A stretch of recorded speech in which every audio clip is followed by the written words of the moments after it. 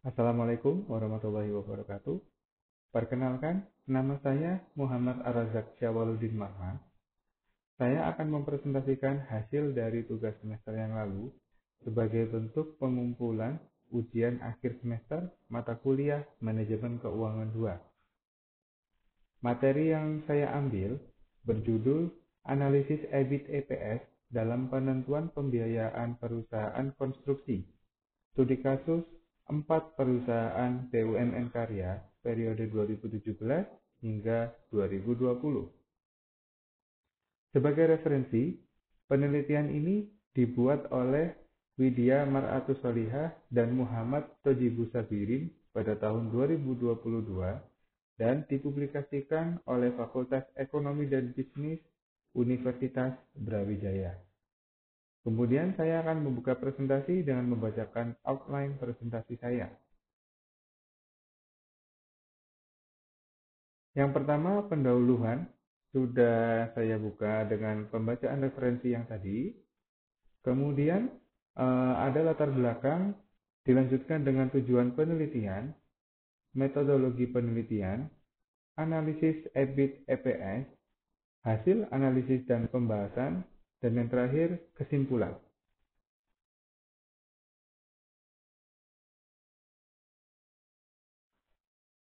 Pertama-tama, mari kita mulai dengan melihat situasi yang melatar belakangi penelitian ini.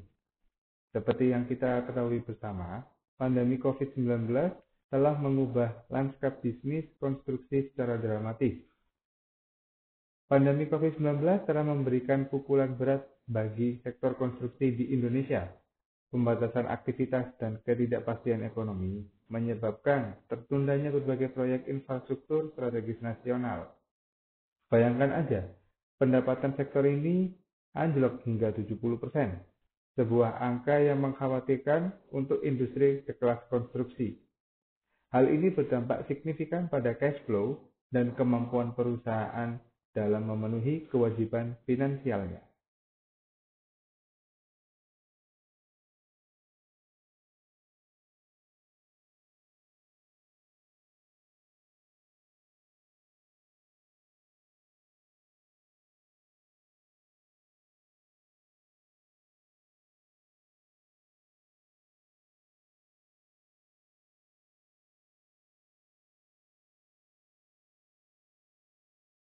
Yang menarik, sebelum pandemi pun, Moody's sudah mengidentifikasi masalah serius, yaitu tingginya utang BUMN karya. Berdasarkan temuan Moody's, BUMN karya menghadapi tantangan serius nih terkait tingginya rasio utang dan keadaan pada saat pandemi itu.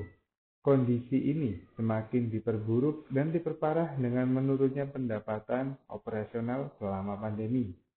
Dan ketika kita melihat penelitian-penelitian sebelumnya, kita menemukan hasil yang beragam nih tentang efektivitas utang dalam pembiayaan. Inilah yang menjadi latar belakang dan mendorong penelitian ini dilakukan. Setelah memahami latar belakang masalah, mari kita lihat sebenarnya apa sih yang ingin dicapai dalam penelitian ini. Ada 3 tujuan utama yang menjadi fokus penelitian ini. Yang pertama, menganalisis struktur modal BUMN karya. Ini penting karena akan memberikan gambaran bagaimana perusahaan-perusahaan ini mendanai kegiatan operasionalnya dan bagaimana komposisi hutang dan ekuitas dapat memengaruhi kinerja mereka secara keseluruhan. Kedua, melihat atau mengkaji seberapa efektif penggunaan utang, terutama selama masa pandemi yang penuh tantangan ini. Aspek ini krusial mengingat tingginya beban utang yang harus dikelola di tengah penurunan pendapatan operasional. Dan yang ketiga, kita akan mencari titik optimal EBIT EPS yang menjadi panduan dalam pengambilan keputusan pembiayaan ke depannya. Analisis ini akan membantu manajemen menentukan struktur model yang ideal untuk memaksimalkan nilai bagi pemegang saham sambil tetap menjaga kesehatan keuangan perusahaan. Ketiga tujuan ini tentunya saling terkait satu sama lain dan memberikan gambaran komprehensif tentang strategi pembiayaan yang optimal untuk BUMN karya.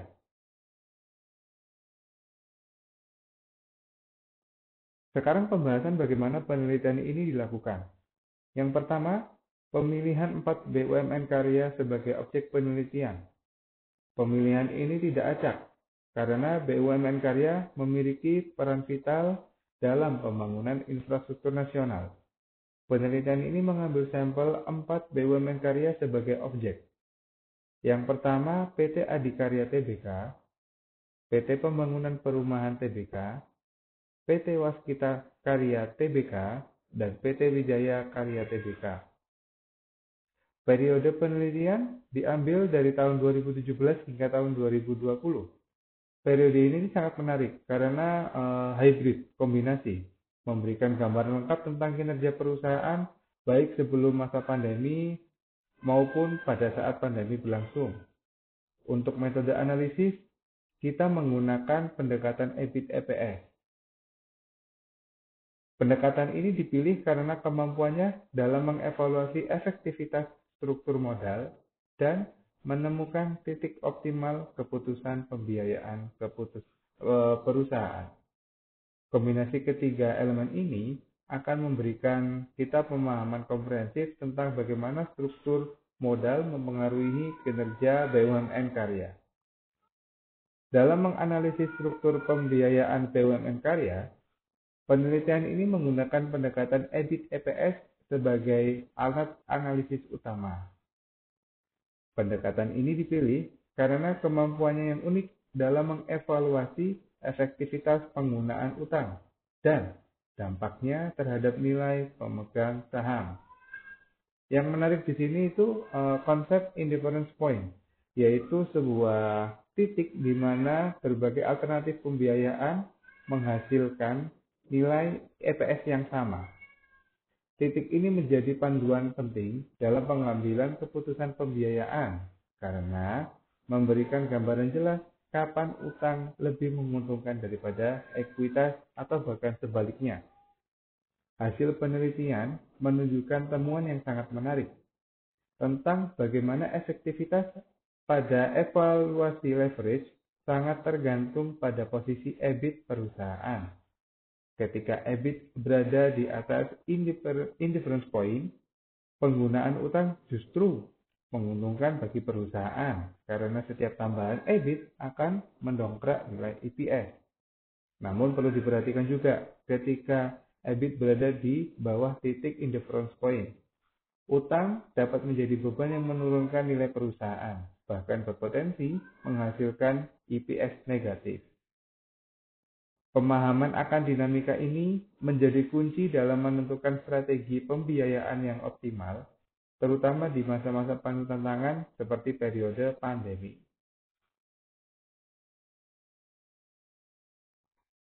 Hasil analisis penelitian ini mengungkap beberapa temuan penting.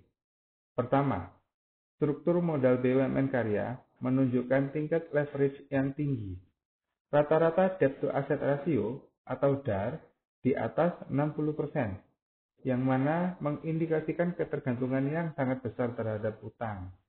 Kondisi ini menempatkan perusahaan pada posisi yang sangat rentan, terutama menghadapi guncangan eksternal yang tidak bisa diprediksi sebelumnya, seperti pandemi. Analisis EBIT/EPS memberikan temuan menarik juga. Setiap BUMN karya yang menjadi objek memiliki titik indifference yang berbeda, yaitu berkisar antara 800 miliar hingga 1,2 triliun rupiah. Ini menjadi panduan yang penting dalam menentukan level EBIT minimum yang diperlukan agar penggunaan utang menguntungkan pemegang saham. Yang perlu mendapat perhatian khusus adalah tren kinerja selama periode 2017 hingga tahun 2020. Terjadi penurunan signifikan dalam EBIT dan EPS, terutama di tahun 2020 karena pandemi. Penurunan ini berdampak serius kepada kemampuan perusahaan memenuhi kewajiban finansial dan kewajiban utangnya. Temuan-temuan inilah yang menunjukkan pentingnya evaluasi ulang strategi pembayaran strategi pembiayaan bagi BUMN karya untuk menciptakan struktur modal yang lebih optimal dan berkelanjutan hingga adaptif menghadapi bencana-bencana yang tidak bisa diprediksi sebelumnya. Sampai pada akhir bagian presentasi ini, penelitian ini telah menghasilkan beberapa temuan penting yang perlu digarisbawahi. Hasil analisis menunjukkan bahwa struktur BUMN karya ini, terutama dalam modal, saat ini memerlukan penyesuaian yang sangat signifikan karena tingginya rasio utang yang mencapai di atas 60% dari total aset telah menjadi bukti menjadi tantangan besar dalam menghadapi situasi tidak terduga seperti pandemi. Kondisi ini tercermin dari penurunan EBIT yang signifikan selama periode penelitian. Penelitian ini juga memberikan kontribusi praktis yang berharga dengan mengidentifikasi titik indifference EBIT EPS untuk setiap BUMN karya. Temuan ini juga menunjukkan bahwa titik optimal untuk masing-masing BUMN ini berbeda dan berada di kisaran 800 miliar hingga 1,2 triliun rupiah. Angka yang sangat krusial sebagai panduan dalam pengambilan keputusan pembiayaan. Berdasarkan analisis komprehensif tersebut, beberapa rekomendasi strategis bisa diajukan sebagai rekomendasi bagi BUMN karya ini. Yang pertama, perlunya restrukturisasi hutang yang terencana dan sistematis dengan mempertimbangkan kapasitas EBIT masing-masing perusahaan.